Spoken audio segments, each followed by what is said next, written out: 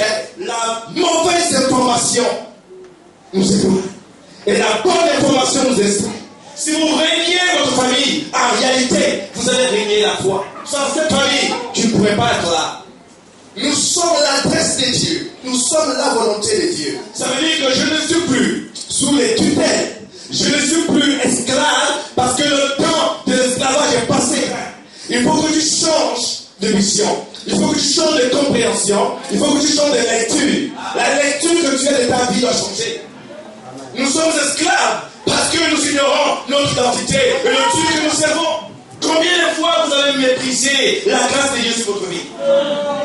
Il faut vous repentir toutes les fois que vous avez méprisé la grâce de Dieu sur votre vie. Aussi longtemps que vous êtes héritier et que vous ignorez votre identité, vous n'avez pas la bonne information de l'identité de Dieu dans votre vie, vous allez échouer, bien que vous soyez héritier.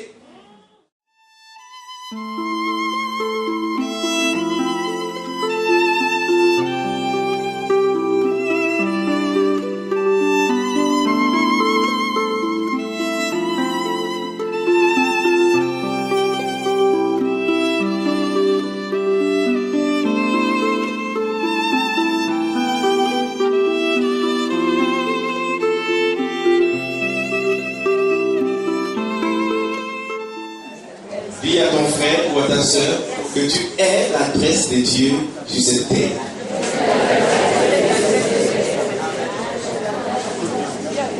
Quelqu'un comprend quelque chose ce matin? Alléluia. Gloire à Dieu. Voici le thème sur lequel nous allons travailler ce matin.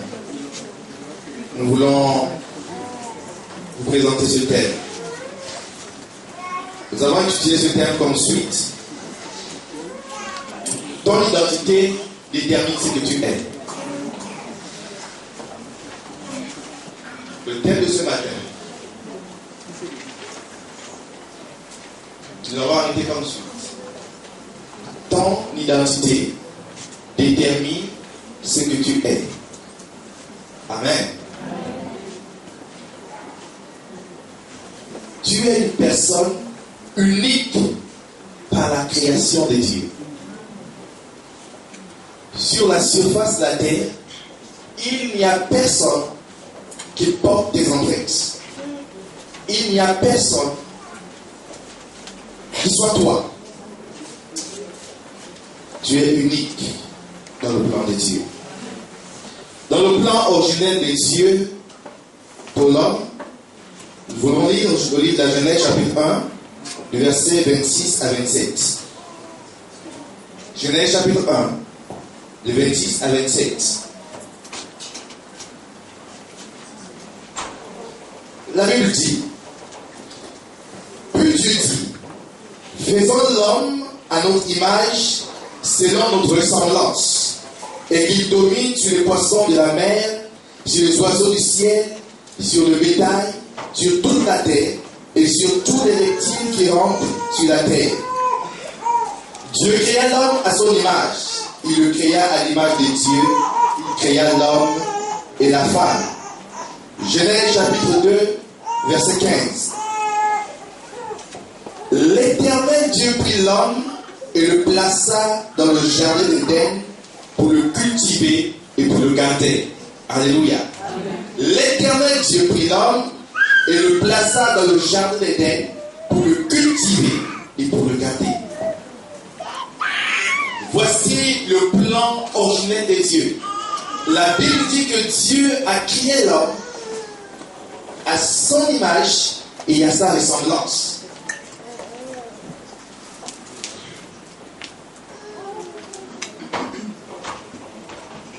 Est-ce que ce matin, nous pouvons dire de nos jours que nous ressemblons à Dieu? Est-ce que quelqu'un peut dire, je ressemble à Dieu? Est-ce que de nos jours, selon les textes bibliques que nous venons de lire, est-ce que nous dominons sur la terre? Parce que Dieu a dit de dominer. Est-ce que nous dominons sur la terre? Dieu peut-il se réjouir de nous? Lorsque Dieu te regarde, est-ce que tu es content? sommes-nous heureux? Sommes-nous heureux?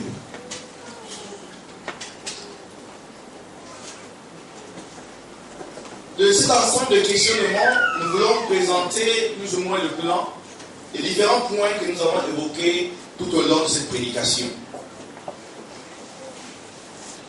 Le premier point, c'est ceci. L'ignorance de notre identité nous éloigne de Dieu. Le deuxième point, l'ignorance de notre identité nous garde esclaves. Le troisième point, l'ignorance de la bonne information nous conduit à emprunter des voies difficiles, des voies distordues, des voies compliquées. Et le dernier point, d'où tirons-nous notre identité? Voici les 4 points que nous allons aborder tout au long du culte. Alors le premier point, nous avons dit, l'ignorance de notre identité nous éloigne de Dieu. Genèse chapitre 3, à partir du verset 9, la Bible dit ceci. Mais l'Éternel Dieu appela l'homme et lui dit, où es-tu? La Bible dit que Dieu a créé l'homme à son image et à sa ressemblance. Il a demandé à l'homme de dominer sur la terre, sur les éléments qu'il avait créés. Il a dit à l'homme, écoute, je te place, je t'établis dans ce jardin pour cultiver le jardin et pour garder le jardin. L'homme était l'intime de Dieu. La mort n'existait pas. La maladie, le chômage, le mal n'existait pas. Dieu pouvait descendre tous les jours, certainement à une heure précise, et rencontrer l'homme. Peut-être qu'ils se baladaient ensemble. Je ne sais pas ce qui se disait, mais l'homme était dans la joie. L'homme était dans le repos. Et Dieu arrive ce jour, peut-être dimanche, comme celui-ci, et il commence à chercher l'homme. Il dit, mais où es-tu juste? Dieu commence à chercher l'homme. Celui qui l'a positionné, planté, quelque part. Il commence à chercher l'homme. Et l'homme dira à Dieu, je suis ici parce que je suis nu. Mais qui t'a appris que tu étais nu? As-tu mangé de ce fruit? La femme que tu as mise à mes côtés. La femme dira, le serpent. L'homme était perdu. L'homme avait ignoré ce jour qu'il était un Dieu. Il a été créé à l'image de Dieu, à la ressemblance de Dieu. Mais parce qu'il a ignoré qui il était, le diable est rentré dans la scène et l'a éloigné de la présence de Dieu. C'est l'objectif que le diable se vise ou s'est assigné dès le commencement. Nous faire sortir de la présence de Dieu. Nous faire croire que nous ne sommes pas des dieux. Nous sommes des dieux avec un petit D. Parce que nous sommes l'identité de Dieu. Nous sommes l'adresse de Dieu. Nous sommes la volonté de Dieu. Et l'homme s'est égaré.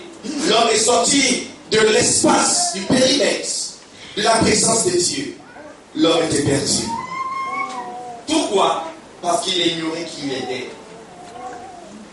Quand vous savez qui vous êtes, peu importe la carrure, la personne se tient devant vous, il ne vous déstabilise pas. Et j'aime le témoignage de mon bien-aimé. Bien-aimé, ce n'est pas des circonstances, des conditions actuelles qui doivent t'éloigner de la présence de Dieu. Moi, je veux vivre l'éternité. Je ressassais le message de dimanche, l'espérance. J'ai eu l'espérance, bien-aimé. Que quelqu'un croit en vous qu'il ne croit pas en vous, ce n'est pas un problème. J'ai une espérance. Un jour, je vais être avec Dieu.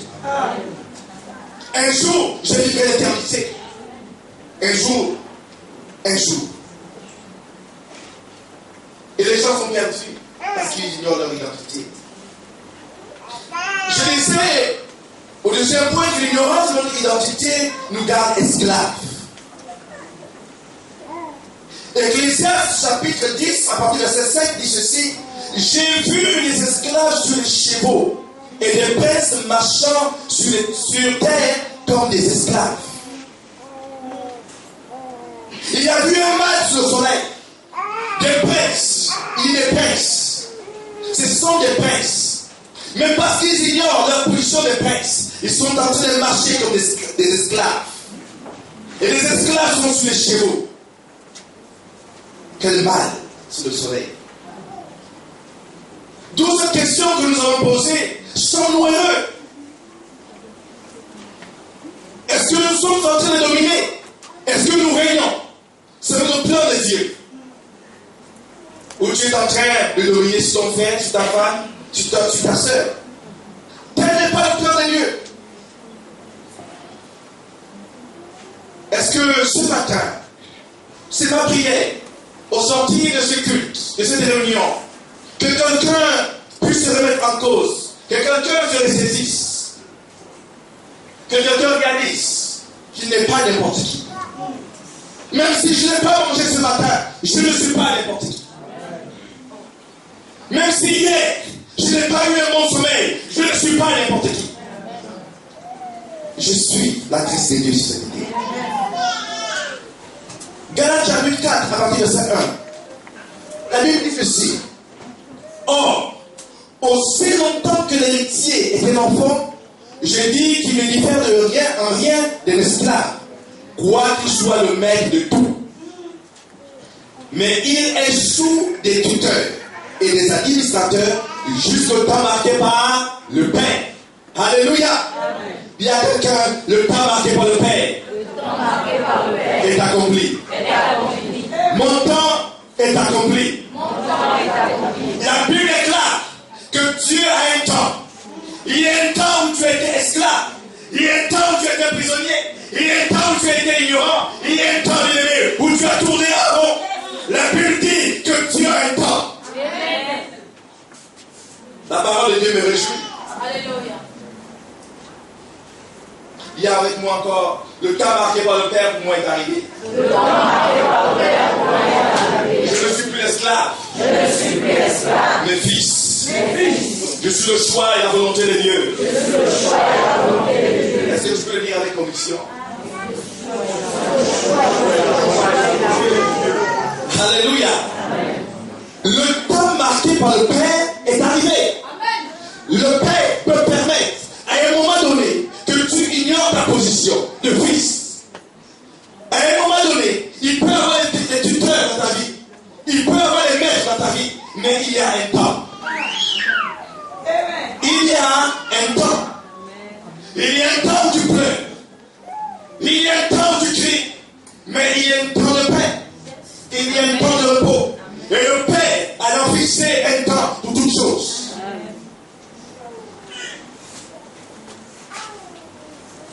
C'est en Jésus-Christ que nous retrouvons notre identité. À partir du verset 5 du livre de Galates, la Bible dit ceci: afin qu'il racheta ce qui était sous la loi, afin que nous répuissions l'adoption. Et parce que vous êtes fils, Dieu a envoyé dans nos cœurs l'esprit de son Fils, lequel crie Abba Père. Ainsi, tu n'es plus esclave, mais tu es fils. Ainsi, tu n'es plus esclave, tu es fils. Nous devenons fils par l'adoption en Jésus-Christ. Parce que l'esprit qui était en Jésus-Christ a été communiqué aux hommes à l'instant de nos fils.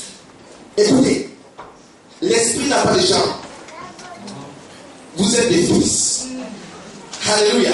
Nous sommes des fils. Oui, maman, il faut réclamer.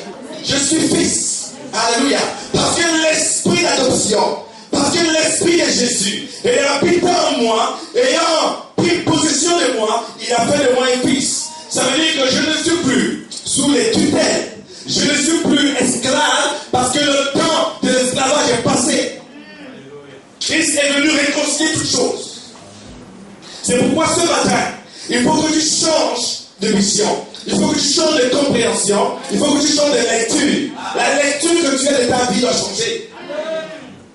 Le regard que tu as de ta vie doit changer. Je ne parle pas du regard de quelqu'un d'autre. Vous savez, il y a des gens qui vivent au gré des circonstances. Parce que l'autre m'a regardé, c'est sûr qu'il y a quelque chose dans ma vie.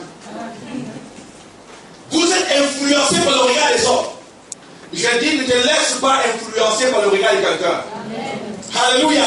Parce que ton identité est à Christ. Et Christ est venu restaurer toutes choses. Le monde était perdu depuis le jour d'Adam. L'homme s'est éloigné à cause du péché. Mais Jésus est venu réconcilier l'homme qui était perdu. Qui avait perdu son identité. Qui avait perdu l'adresse de Dieu. Qui avait perdu l'image, la ressemblance de Dieu. La Bible dit pour lequel nous crions à ma paix.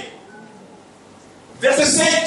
Ainsi tu n'es plus esclave, mais fils. Et si tu es fils, tu es aussi héritier par la grâce de Dieu. Amen. Si je ne suis plus esclave, la Bible dit que je deviens fils. Et si je suis fils, je suis héritier par la grâce de Dieu. Amen. Tu es héritier. Amen. Tu hérites. Ah, j'aime l'apôtre Paul. Il dit, je suis co-héritier de la grâce. Amen. Ça veut dire que si on voit Jésus-Christ, si je réalise que Christ est béni et richement béni, alors je suis aussi béni. Amen. Parce que je m'identifie en Jésus. Amen. Alléluia. Bien-aimé, réalise qui tu es. Je l'ai dit ce matin, identifie-toi à nouveau. Si tu t'identifies à nouveau à la personne de Jésus, ta vie changera. Amen. Nous sommes esclaves parce que nous ignorons notre identité et le Dieu que nous servons. Vous savez, il y a quelque chose qui me dérange. Je le vois, les charismatiques que nous sommes. Nous rentrons dans la présence de Dieu comme si Dieu était notre copain. Nous servons le Seigneur comme si Dieu était notre copain. Nous avons oublié même ce qu'on appelle le sacré. Donne la considération à ton service. Alléluia. Lorsque tu te tiens ici, donne la considération. Réalise que tu n'es pas n'importe qui. Tu adores le Dieu créateur. Celui qui t'a placé là, il a dit, tu dis. Regarde. Je ne suis pas esclave. Même si je vois le contraire sur ma vie, je ne suis pas esclave. Amen. Même si tu as marché pour ici ce matin, tu n'es pas esclave. Amen. La Bible dit que tu es héritier. La Bible t'appelle fils. Alléluia. Amen. Quelqu'un me suit ce matin? Amen. Ça va. Le troisième point, l'ignorance de la bonne information nous conduit à emprunter des voies et des positions difficiles. L'ignorance de la bonne information. Je dis la bonne information de la vie. Lorsque tu as une bonne information, tu réussis. La bonne information. Dans le livre de la Genèse, vous savez, j'aime ce livre ce matin. Genèse chapitre 25, à partir du verset 29 à 32, c'est une longue lecture. C'est le père Isaac. Le père Isaac a eu l'épouse Rebecca, et Rebecca est stérile. La Bible dit qu'il va prier, il va plaider, et Dieu va l'exaucer. Et Rebecca va tomber enceinte. Rebecca étant enceinte, les enfants sont en train d'agiter, et Rebecca va se plaindre. Elle va chercher la face de Dieu. Et Dieu, écoutez bien, c'était intéressant. Dieu commence à instruire Rebecca. Il dit, écoute, il y a 2 nations dans ton ventre. Il y a le cadet qui va dominer sur l'aîné. Alléluia. Et le plan était donné à Rebecca et pas au pasteur. Pas au chef de famille. Parce que nous avons les chefs de famille. Amen. C'était le pasteur. C'était le chef. Mais la révélation a été donnée à Rebecca. Yes. Les enfants sont nés. Nous savons comment ils sont nés. Allez-y lire la Genèse. Jacob arrive au monde, étant le cadet. Ce qui se passe, c'est extraordinaire. La Bible dit que Isaac aimait Esaü. C'est normal. C'est le fils aîné. Mais Rebecca aimait Jacob. Jacob était toujours dans les tentes. Quelqu'un dirait dans l'Égypte des arrêts. Les deux ont grandi et Isaac étant avancé en âge, étant vieux, n'arrivait plus à discerner les choses. Sa vue avait déjà baissé. Alors, il dit, écoute, mon fils, va me faire ce repas que tu connais. Va, j'ai besoin d'un gibier, tu le prépares, apporte-moi, je vais te bénir. La mère a saisi. Oh, mais Seigneur, Dieu m'avait donné ce plan. C'est le canet qui doit bénir. La mère va préparer cette stratégie. Même si en réalité, ce n'était pas comme ça que Dieu avait dit, mais le plan, l'objectif va être le plan. Les enfants sont nés, les enfants ont grandi, et nous savons ce qui s'est passé. Et Isaac va bénir Jacob à la place d'Ésaü. Comprenez? Je ne vous ai pas l'histoire parce que ce n'est pas ce qui m'intéresse ce matin. Allez-y, la vie. Ce qui m'intéresse, c'est que Jacob, ayant premièrement volé le droit d'aînesse, il a méprisé le droit d'aînesse. Je dis, ne méprisez pas ce que vous avez. Il revient de la bourse. Il dit, j'ai faim, je suis fatigué, donne-moi à manger. Et Jacob se lève et dit, écoute, vends-moi ton droit d'aînesse. Où est le rapport? Combien de fois vous avez méprisé la grâce de Dieu sur votre vie? Combien de fois nous nous sommes prostitués à cause de quelque chose? Il a remis en cause la grâce de Dieu, la bénédiction de Dieu. Dieu a bien voulu qu'Ésaü soit le premier. Même si dans son plan, le plan de Dieu était détaillé. C'est Jacob qui devait régner. Mais Ésaü était l'aîné. Il dit, écoute, que je m'en vais mourir, que j'aille mourir, que m'importe ce droit d'aînesse. C'était une parenthèse. Il faut vous repentir toutes les fois que vous avez méprisé la grâce de Dieu sur votre vie. Combien de fois vous avez demandé Dieu, en disant, Seigneur, pourquoi m'as-tu fait naître dans cette famille? Pourquoi, Seigneur? Pourquoi suis-je le fils de cet homme? Pourquoi suis-je la fille de cet homme? Pourquoi Jésus? Les autres familles ont réussi. Pourquoi moi, je suis né dans cette famille? C'est la volonté de Dieu. Personne ne peut choisir sa famille. Mais Dieu a bien voulu choisir cette famille pour toi. Et Dieu se sait que c'est une bonne famille. Vous savez, c'est dans l'église charismatique, alors que nous sommes dans une grandir, que j'ai vu une descente. Oh, Dieu m'a dit que c'est ton père qui te mange. Et parce que ton père qui te mange, maintenant tu te loin de ton père. Ton père devient la cible. Non, c'est ta mère. Je vous dis les choses que j'ai rencontrées. J'ai prié pour ces personnes. Ma mère est sorcière. Mais elle pouvait le tuer depuis son ventre. Elle est sorcière, d'accord? Mais Dieu a bien voulu qu'elle soit ta mère. Alléluia. C'est l'absence de la connaissance de notre identité. Sinon, je vais m'attarder. Allons-y. Jacob sort de cette maison et est en train de fuir son frère. Parce que il a pris non seulement le droit d'aînesse, mais il a pris la bénédiction de son frère. Et Jacob s'enfuit. Sa mère dit, écoute, va à la maison de mon père. De mon frère. Et il s'en va. Ce qui m'intéresse dans cette histoire, c'est que Jacob, écoutez bien, Jacob est le petit-fils d'un homme si grand, dépositaire d'une grande alliance. Jacob est le petit-fils dépositaire d'une si grande alliance. Abraham était béni, mais Jacob s'enfuit de la maison de son père. Parce qu'il a volé la bénédiction de son père, mais lorsque vous regardez le livre de Genèse, lorsqu'il s'enfuit, Jacob est pauvre. Jacob s'en va, même pas les souliers aux pieds. La description de la Bible nous montre qu'il avait seulement un peu d'huile.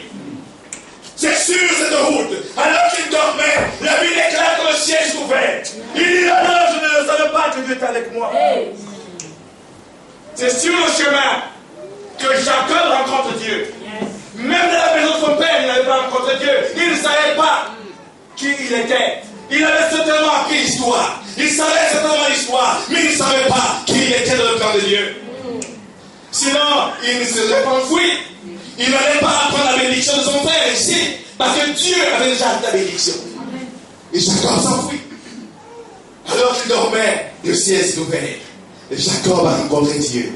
Lorsqu'il rentre dans la maison de celui qui est son beau-père, la Bible déclare que Jacob a prospéré.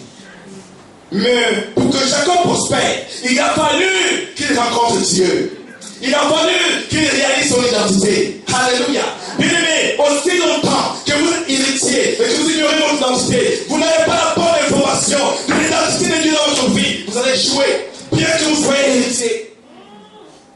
La mauvaise information nous éloigne et la bonne information nous instruit.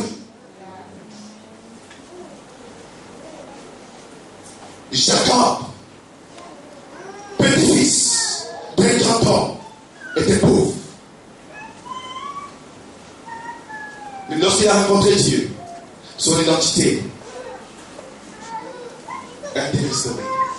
Il est important, bien aimé, dans la vie du chrétien, que nous rencontrons Dieu. Au-delà des mots, au-delà des paroles, il nous faut rencontrer Dieu. Amen. Il faut que chacun d'entre nous rencontrons Dieu. Amen. Jacob a rencontré Dieu et sa vie a changé. Ma prière ce matin, bien-aimé, que tu rencontres Dieu. Amen. Ma prière que tu rencontres Dieu. Personne ne t'appellera à venir à l'église. Non, tu vas rencontrer Dieu et tu sais pourquoi tu es là. Alléluia. Amen. Je vous ai rendu ce témoignage. Peut-être à vous. Depuis que j'ai donné ma vie à Jésus, je n'ai jamais manqué à l'étude de dimanche. Même en réalité en semaine, sauf des circonstances.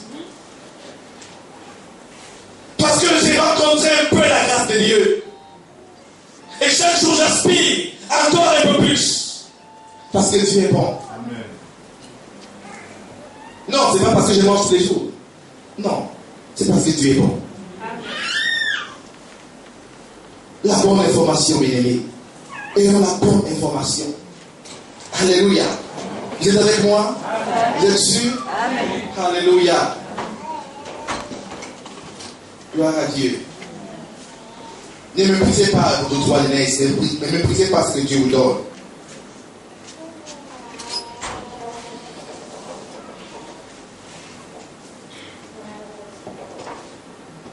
Vous savez ce que je voudrais lire, et ce matin aussi, c'est que, à un moment donné, le manque de la bonne information nous conduit à être ingrats.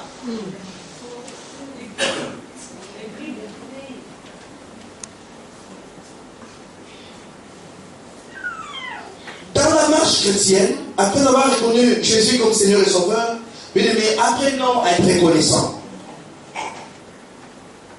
La reconnaissance. Vous savez, Dieu va toujours utiliser un homme.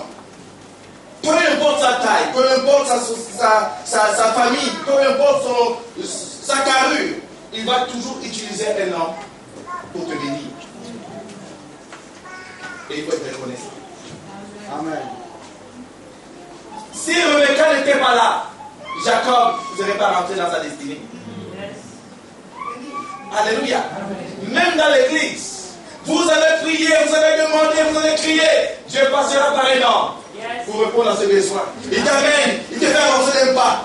Quelqu'un d'autre viendra dans la scène, te fera avancer d'un pas. C'est ainsi que va la vie. Amen. Dieu permet des rencontres pour nous faire avancer. Amen. Il n'y a pas d'hasard dans la vie. Il faut seulement avoir les yeux ouverts pour saisir l'opportunité de Dieu dans la vie de l'homme. Vous pouvez rester aux côtés des grands hommes et ne rien recevoir. Vous pouvez côtoyer les géants et ne rien recevoir. Mais si vous avez les yeux de l'esprit, dites Seigneur, je saisis la grâce qui est la vie de cet homme, la grâce qui est la vie de ce ministère, la grâce qui est la vie de cette femme. Bien-aimé, Dieu vous l'accordera. Mais soyez reconnaissants. Très peu de personnes sont reconnaissantes dans la vie. Bien que je sois appelé pasteur, il y a quelqu'un qui a reconnu la paix de Dieu dans ma vie.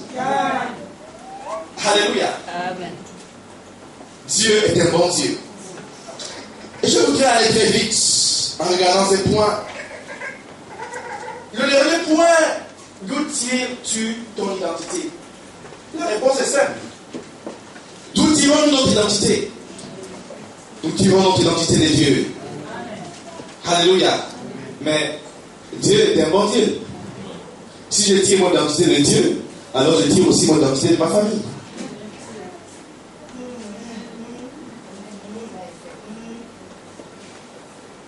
Nous tirons notre identité vraiment de Dieu.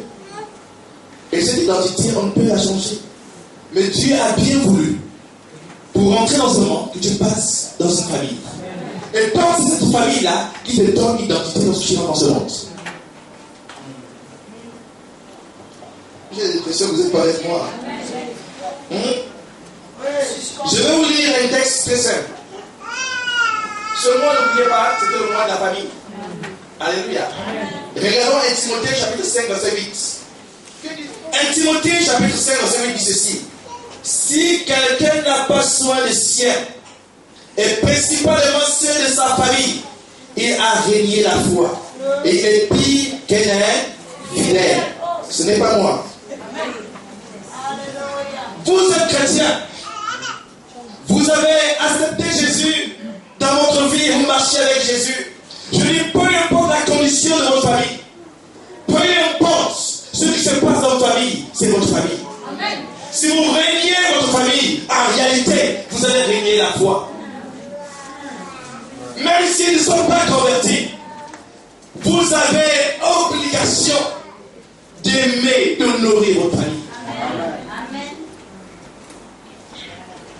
J'ai envie de dire à quelqu'un ce matin, sois la fierté de Dieu et la joie de ta famille. Dieu doit se réjouir en te regardant. Ta famille doit se réjouir en te regardant. Sois les ambassadeurs de nos familles. Sois l'ambassadeur du monde des Oliviers là où tu es. Bien-aimé, le monde des Oliviers a une identité. Nous avons une particularité. Bien-aimé, sois l'ambassadeur de Dieu. Alléluia. Dans la mission que nous portons, sois les ambassadeurs de Dieu. Sois l'ambassadeur de Dieu dans ta famille. Je dis, sois l'adresse de Dieu dans ta famille. Bien-aimé, tu ne peux pas prier Dieu et ignorer ta famille. Tu ne peux pas réussir et ignorer ta famille. Non, bien-aimé, ce n'est pas possible. Ce n'est pas possible. Regardez les Écritures. Personne n'a réussi sa famille. Alléluia. Joseph conduit par ses frères un esclavage en Égypte. Bien-aimé, Dieu est Joseph. Il pense d'abord à sa famille. Tu ne peux pas réussir dans la foi et négliger ta famille. Tu ne peux pas réussir dans la vie et négliger ta famille. Tu tires ton identité de ta famille. Sans cette famille, tu ne pourrais pas être là. Alors je termine ce message. En disant réalise ton identité. La conclusion de ce texte, c'est toujours une des Galates. La Bible dit, autrefois, ne connaissant pas Dieu, vous servez des dieux qui ne le sont pas de leur nature. Mais à présent que vous avez connu Dieu, ou plutôt que vous avez été connu de Dieu, j'aime cela, comment répondrez-vous à ces faiblesses, à ces faibles et pauvres rudiments auxquels de nouveau vous vous laissez vous asservir encore? Galates chapitre 5. 4, je lis, s'il vous plaît. Galates 4. Alléluia. Ton identité détermine ce que tu es. Ton identité détermine ce que tu es. Ne te laisse plus asservir. Ne sens plus la présence de Dieu. Ne laisse pas le regard autrui t'influencer. Tu es la volonté de Dieu. Tu es ce que Dieu dit que tu es. Bien que tu sois grand, petit, enfant, peu importe ton âge, peu importe la situation géographique ici, peu importe la condition sociale, tu es la volonté de Dieu. Tu es l'identité de Dieu. Je dis, lève-toi et fais plaisir à ton Créateur parce que Dieu attend de toi.